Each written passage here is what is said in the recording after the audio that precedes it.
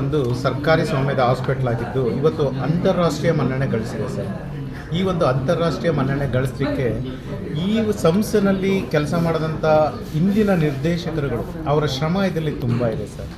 ಆ ಇಂದಿನ ಎಲ್ಲ ನಿರ್ದೇಶಕರನ್ನು ನೆನೆಸ್ಬೇಕಾದ್ದು ನನ್ನ ಆದ್ಯ ಕರ್ತವ್ಯ ಸರ್. ಇವತ್ತು ಸ್ಟಾರ್ಟಿಂಗ್ ಫ್ರಮ್ ನಮ್ಮ ಚೆನ್ನೈನವರಿಂದ ಹಿಡಿದು ಗುರಪ್ಪನವರಿಂದ ಹಿಡಿದು ಚಿಕ್ಕಲಿಂಗೇಗೌಡರಿಂದ ಹಿಡಿದು ಪ್ರಭುದೇವಿಂದ ಹಿಡಿದು ಮಂಜುನಾಥ್ ಸರಿಂದ ಹಿಡಿದು ಯಾವಾಗಲ್ಲಿಂದ ಹಿಡಿದು ಈಗ ಪ್ರೆಸೆಂಟಲ್ಲಿ ಈಗ ನಿನ್ನೆ ನಿರ್ಗಮಿತರಾದ ರವೀಂದ್ರನಾಥ್ ತನಕನೂ ತಮ್ಮದೇ ಆದ ಕೊಡುಗೆ ಕೊಟ್ಟು ಈ ಹಾಸ್ಪಿಟ್ಲ್ನ ಒಂದು ಮೇಲ್ಪಂಕ್ತಿಗಾಗಿ ಇಡೀ ಅಂತಾರಾಷ್ಟ್ರೀಯ ಮಟ್ಟದಲ್ಲಿ ಹೆಸರು ಬರೋ ಥರ ಮಾಡಿದ್ದಾರೆ ಸರ್. ಅವರು ಮಾಡಿರೋ ಅಂಥ ಅವ್ರು ಹಾಕಿಕೊಟ್ಟ ಅಂಥ ಒಂದು ಬೇಸ್ಮೆಂಟನ್ನು ಮೇಂಟೈನ್ ಮಾಡ್ಕೊಂಡು ಹೋಗೋದೇ ನಮ್ಮ ಮುಂದೆ ಇರೋ ಮೊದಲನೇ ಸವಾಲು ಸರ್. ಬೆಳೆಯುತ್ತಿರೋ ಈ ಜನಸಂಖ್ಯೆ ಒಂದು ವೇಗದಲ್ಲಿ ಪ್ರತಿಯೊಂದು ಜಿಲ್ಲೆನಲ್ಲೂ ಕೂಡ ಒಂದು ಜಯದೇವ ಆಸ್ಪತ್ರೆ ಒಂದು ಸ್ಯಾಟಲೈಟ್ ಸೆಂಟರ್ ಮಾಡಬೇಕು ಅಂತ ನನ್ನ ಆಸೆ. ಇತ್ತೀಚೆಗೆ ನಮ್ಮ ಏನು ಗ್ರೇಟರ್ ಬ್ಯಾಂಗ್ಳೂರು ಅಂತ ಈಗ 5 ವಿಭಾಗಗಳು ಮಾಡಿರೋಂಥ ಬ್ಯಾಂಗ್ಳೂರನ್ನು 5 ಕಡೆನೂ ಕೂಡ ಒಂದು ಜಯದೇವ ಸ್ಮಾಲ್ ಸ್ಯಾಟಲೈಟ್ ಸೆಂಟ್ರ್ ಮಾಡಬೇಕು ಅಂತ ನನ್ನ ಆಸೆ ಇದೆ. ಅದು ನನ್ನ ಆಶಯ ಕೂಡ. ಯಾಕೆ ಅಂತಂದರೆ ಬ್ಯಾಂಗ್ಳೂರು ಪಾಪ್ಯುಲೇಷನ್ 1,18,00,000 ಇದೆ.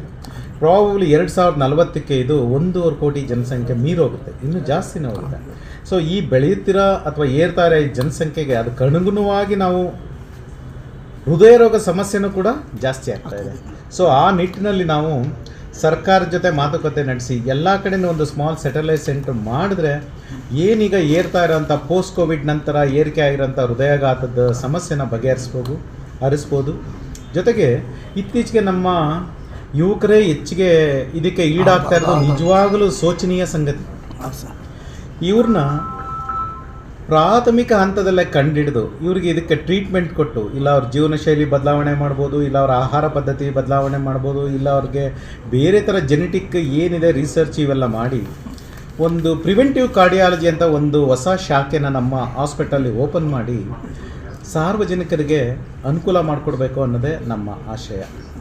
ಮೂರನೇದಾಗಿ ಇಲ್ಲಿಗೆ ಬರೋ ಅಂಥ ಎಲ್ಲ ಬಡವರು ಅವ್ರಿಗೆಲ್ಲರಿಗೂ ಟೈಮಿಗೆ ಸರಿಯಾಗಿ ಇಲ್ಲಿ ಸಿಗ್ತಾ ಇರೋಂಥ ಅತ್ಯುತ್ತಮ ಚಿಕಿತ್ಸೆ ಎಲ್ಲರೂ ಕೂಡ ಇದನ್ನು ಪಡ್ಕೋಬೇಕು. ಒಂದು ಉತ್ತಮ ಆರೋಗ್ಯಕರವಾದ ಸಮಾಜವನ್ನು ನಿರ್ಮಾಣ ಮಾಡಲಿಕ್ಕೆ ತಾವು ಎಲ್ಲರೂ ಕೈ ಜೋಡಿಸ್ಬೇಕು ಅಂತ ತಮ್ಮ ಈ ಮೂಲಕ ಕೇಳ್ಕೊತೀನಿ.